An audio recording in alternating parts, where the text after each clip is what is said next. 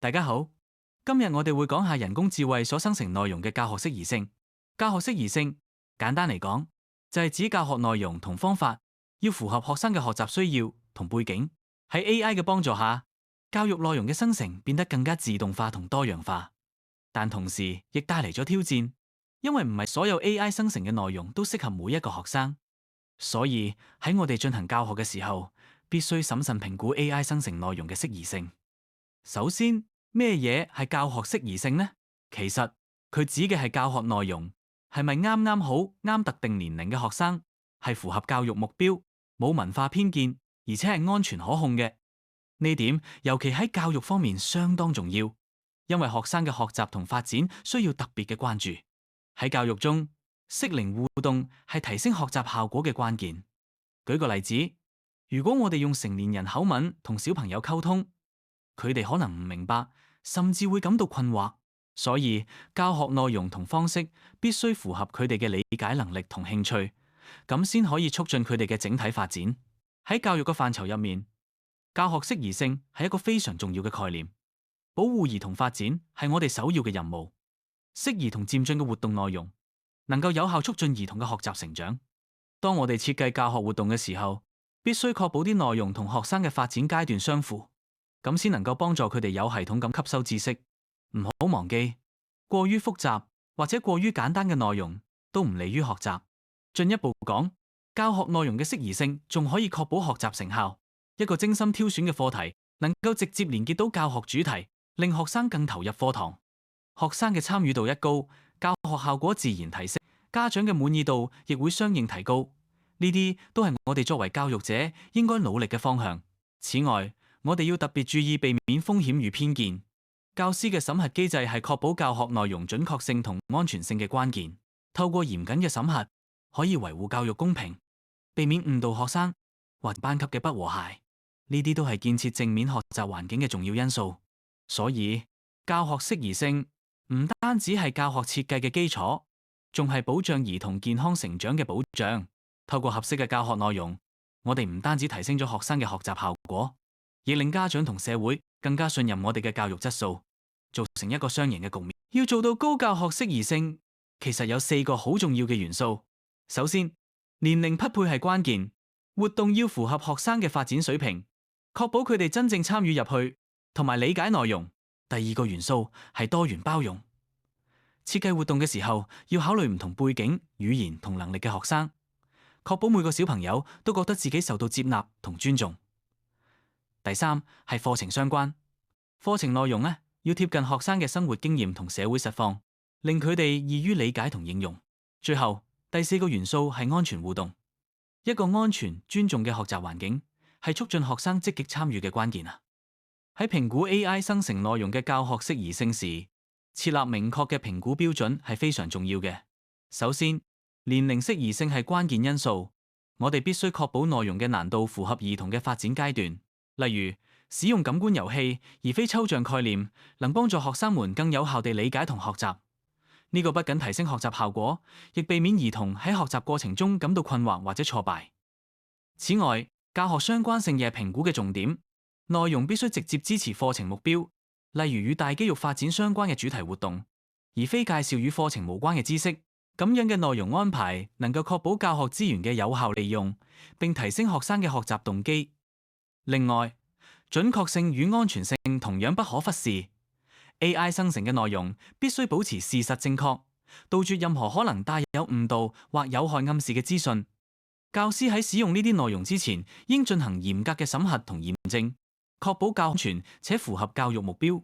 最後，文化適切性又係評估不可或缺嘅部分。考慮到香港社會嘅多元族群，內容需尊重不同文化背景，避免簡化或者強化刻板印象。結合呢啲標準，我哋先至能夠充分發揮 AI 技術喺教育上嘅潛力，同時保障學生嘅學習品質與心理健康。為確保使用人工智慧生成嘅教學內容教學適宜性，我哋可以按4個步驟嚟做。第一步係生成後即時審核。當 AI 輸出故事或者活動建議後，教師要根據學生嘅年齡、感官遊戲優先順序、主題嘅連結性同埋學生嘅發展標準嚟檢查內容是否適合。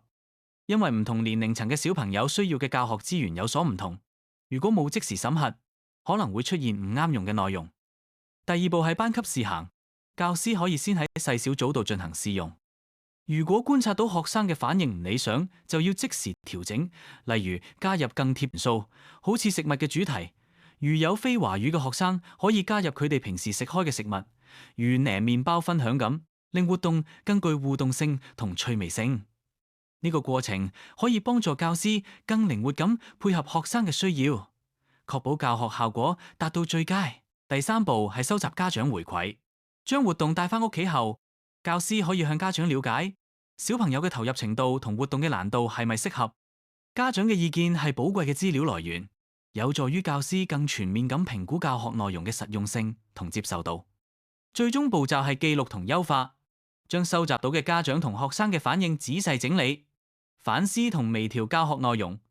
為下一次優化版本作準備。透過呢個循環嘅流程， AI 產出嘅教學內容會越嚟越貼近學生嘅需要，提升整體教學嘅質素同效果。依家科技同教育結合得越嚟越緊密，持續改進係成功嘅關鍵。今次我哋會透過實例探討點樣評估 AI 生成嘅教材，同埋點樣提供即時嘅回饋。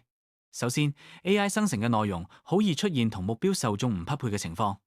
例如 AI 為學生創作咗一個動物園主題嘅故事，但內容係長篇嘅老虎棲息地生態系統描述，仲包括食物鏈嘅分析。對學生嚟講，呢啲資訊太抽象，而且文字筆畫多，佢哋未必讀得明。所以我哋要檢視教材嘅年齡適用性，確保內容唔會造成理解障礙。另外，教材嘅課程相關性都好重要。原本 AI 生成嘅內容偏向科學分析，唔符合學生嘅感官遊戲需要。為咗令教材更切合學生嘅學習模式，我哋可以將內容簡化，例如改成摸摸老虎毛皮、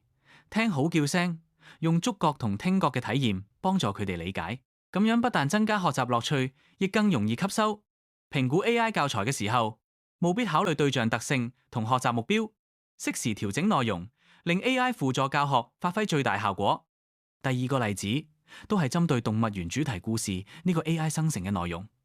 我哋要留意 AI 生成嘅內容都係長篇嘅老虎棲息地生態系統描述，仲包括食物鏈嘅分析。表面睇落呢啲資料好豐富，但問題係呢啲內容過於偏重科學知識，冇真正連結到學生嘅學習目標。評估過程中，我哋發現內容雖然詳盡，但唔夠貼合學生嘅認知及身心發展需要。例如，兒童更適合透過互動同感官體驗嚟學習，而唔係長篇嘅生態系統解說。因此，我哋建議改用老虎走路大步作為活動主題，可以引導學生做身體活動，促進體能發展，同時保持主題嘅趣味性同教育性。咁樣嘅調整令教材更符合教學目標，亦更易吸引學生學習。我哋再用人工智能生成動物園主題故事嘅例子，例如 AI 生成咗一段描述老虎突然大吼撲向小動物嘅劇情。表面睇嚟，呢段描述刺激同生動，但實際上忽略咗特殊需要學生嘅感受，特別係自閉症嘅小朋友，佢哋可能會因為大聲嘅吼叫而感到過度刺激，甚至害怕。喺評估呢啲 AI 內容時，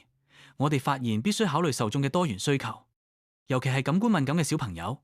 所以，我哋建議將原本突兀嘅老虎突然大吼，改為老虎輕輕走來舐小動物玩耍。呢種描述更加溫和，避免引起不要嘅驚嚇。除此之外，亦要配合視覺提示同溫和嘅重複指令，幫助特殊需要嘅學生喺安全同平和嘅環境中參與學習。呢啲細節正正反映咗評估 AI 教材時，安全性同準確性係唔可以忽略嘅重要元素。喺即時回饋嘅實踐當中，我哋都有一個例子，教師就幼童嘅畫作給予回饋，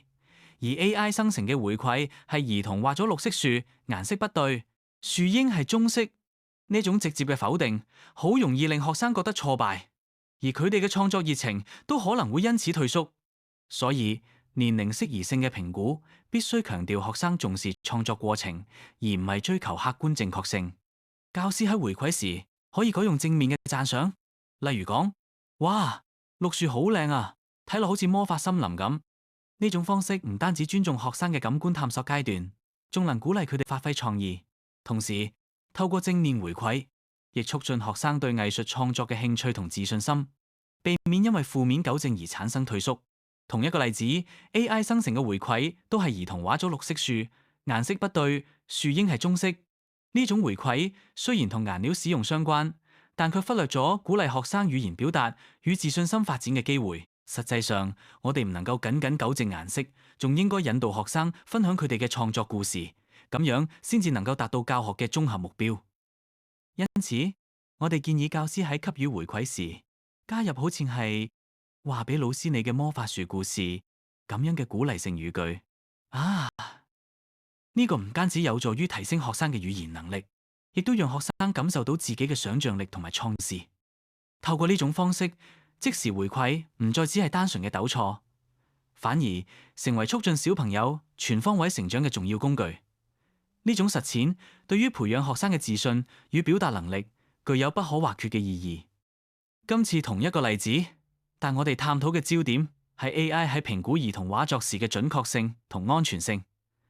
例如 AI 識別一幅兒童畫嘅樹係綠色，但指出顏色錯誤，認為樹應該係棕色。呢種回饋表面上好似專業，但實際上包容性唔足夠，